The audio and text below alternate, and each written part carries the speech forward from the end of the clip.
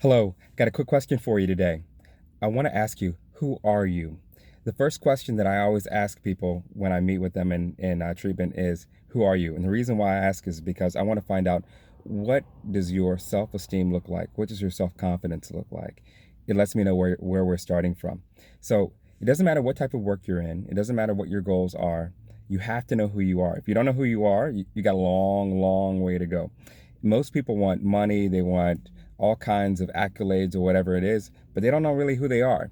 And when I ask men, who are you in treatment, one of the first things they say is, well, I'm a doctor, or I'm a businessman, or I work for Google, or whatever, right? When I ask mothers, who are you? They say, well, I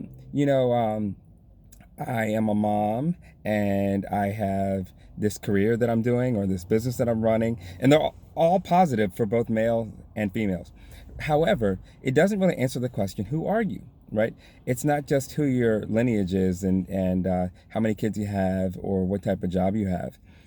It's a deeper question, which starts to lead to, what do you really believe, right? So when you start to go through all kinds of hell in life, the reality is all of us do.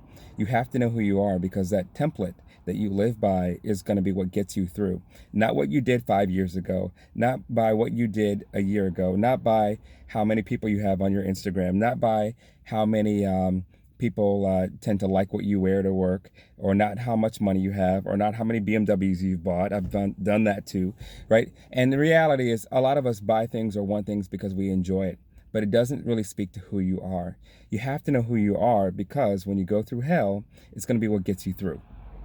Again, you got to know who you are. How you define yourself is going to be quickly determining what other people take you for. So when they see you as a person who perseveres consistently, they'll take a risk on you.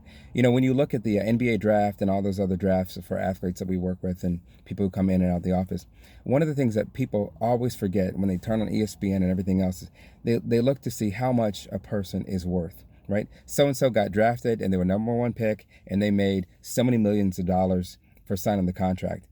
But what people forget is that they're not picking them based on what they've done. They're picking them based on potential, right? But if you don't know who you are, it's going to be hard to demonstrate what kind of potential you've got. So again, you got to know who you are before you can show people what you can do. So whether you're working at a job that you really want or not, you have to know who you are.